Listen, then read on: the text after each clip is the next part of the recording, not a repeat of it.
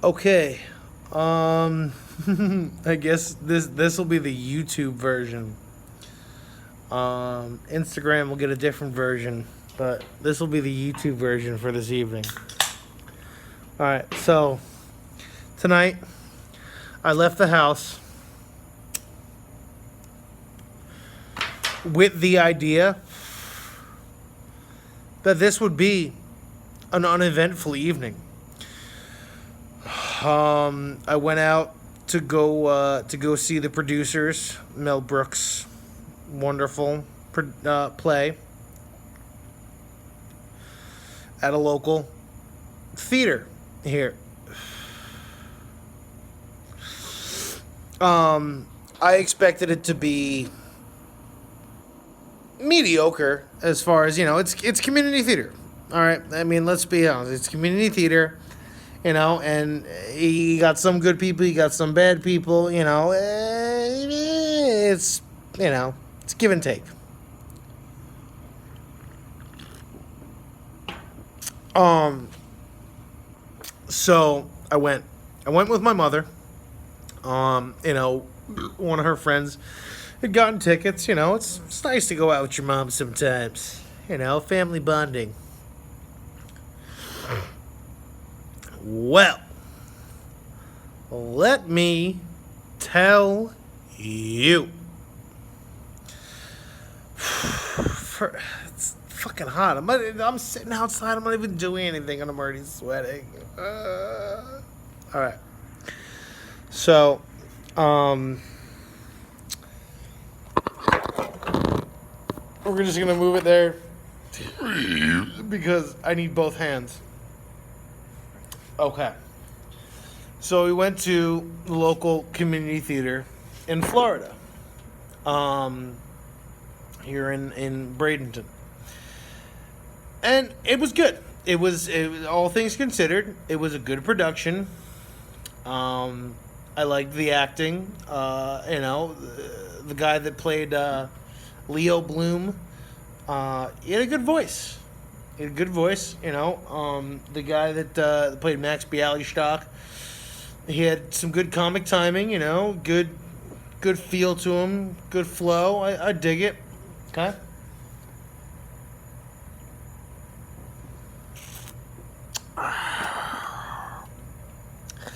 Now here's where the evening all went sideways. So before curtain, I was outside smoking a cigarette. I run into some random guy who's got a fucking vape pen full of hash oil. Lets me hit on it. I needed it. I wasn't ready to be out in public today. I needed it. And it helped me relax. It helped me reach the level I want to be before the show started. It was beautiful, and I can't thank that gentleman enough. That dapper son of a bitch. Can't thank him enough.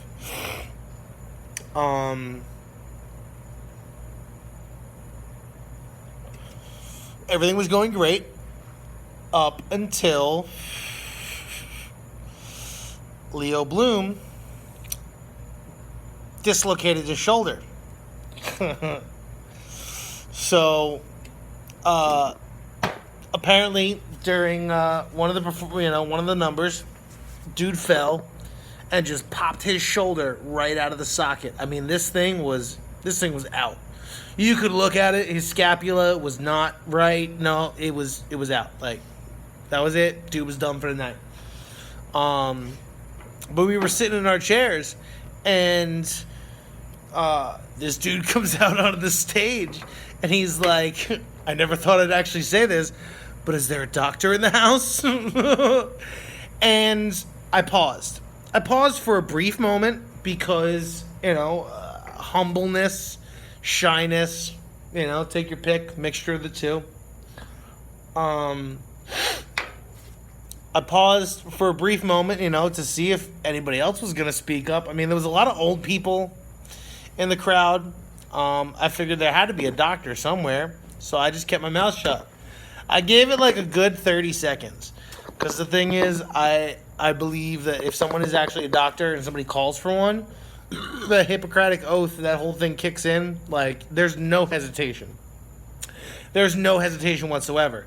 Somebody calls for a doctor, and you're, boom, I'm here. I'm going to do it. And that didn't happen. So I raised my hand, kind of gingerly. I said, I used to be an EMT, and I did. I volunteered on a squad in high school. I took the EMT classes, 3 months of that shit. I did my 10 hours in an ER. I know enough to get by, and I thought, I figured maybe like, if somebody was having a heart attack or something, like, they would have straight up called the ambulance. If it was anything where they thought it was like a genuine emergency, they would have called the ambulance. They wouldn't have asked for a doctor. They would just call the ambulance. So I figured, okay, maybe it's something, minor enough, somebody, somebody bruised something, whatever, maybe somebody's got some chest pains, I know CPR, like, I'm good, If nobody's going to speak up, maybe I can help them in some way. So I go backstage. Dude meets me at the side door, and dude dislocated his shoulder. Like I said, it was done. It took once we got his shirt off, and I took one look at that shoulder blade. I said, nah, bro. He said he had tingling in his fingers. I said, nah. I said, you're dislocated. You got to go to the hospital. They got to set it. I mean, I could have pulled it, like they do in the movies. Just, whoop, pulled that sucker back out and right into place. But you know what? With the tingling in the fingers, I couldn't comfortably make that call. If you got a pinched nerve or a loss of circulation, you can't risk it. There's too much on the line. I mean, this guy could lose his entire arm if I didn't do things exactly properly. I don't have any sort of equipment to look into it deeper, x-ray machines and whatnot, see if something's pinched, something's, deeper that we don't know. So, you gotta go to the hospital, bro. So I went to the hospital. They called the night, because they didn't have any understudies. It's a local theater, I get it, these guys are all volunteers, they're not getting paid to be there, so they didn't have any understudies. They called the night, they exchanged people's tickets for another evening, and it worked out well. But frankly, I did not leave the house this afternoon with the intention of any of that happening.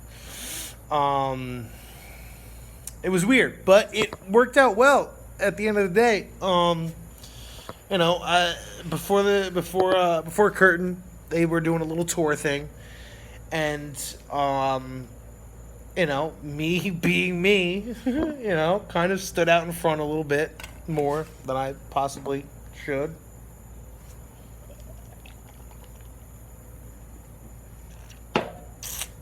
But it paid off. Again, local theater, volunteer stuff. But they said Monday they're having auditions for the next round of plays. I said, you know what? I'm gonna be here Monday, man. I'm gonna be here Monday, and I'm gonna do it. Because you know what? I miss theater. I miss being on the stage. I miss the feeling and the sound of those boards underneath your feet, and just being out there and looking at everybody. It's a feeling you can't forget, you can't replace, and you will always miss. So I'm gonna go for it again. I'm gonna go down Monday, go to the auditions. I don't care what they're doing. If they think that there's something there that I would fit into, or if they have a list of things that I can maybe push my way into something that maybe I have to work a little harder for, so be it. You know what? It's things that can go on a resume, and it's a feeling of accomplishment. And I can't, if you're if you've never done theater, the feeling of being out on stage and hearing immediate reactions and instant gratifications to to your work, it's indescribable. I mean, you get the right play, and you take a risk with some physical comedy or something, and you get that roaring laugh. There's just no feeling like it. I honestly, no drug,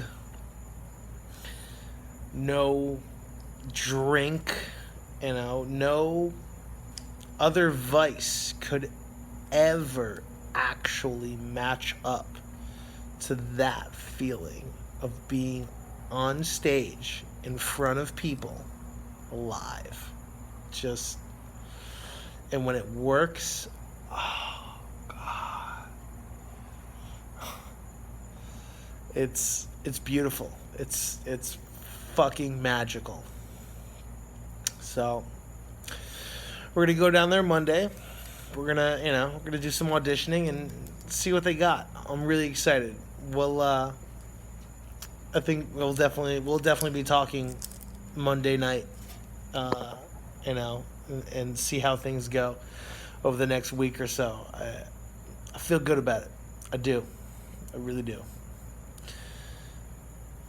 You guys, enjoy the rest of your evening. I'm gonna sit here and finish this beer and 3 more like it. Go twiddle around in nuclear apocalypse and Fallout, and just revel and reel from how crazy today really was. For me, it really was a eventful, just astounding and mind-opening evening.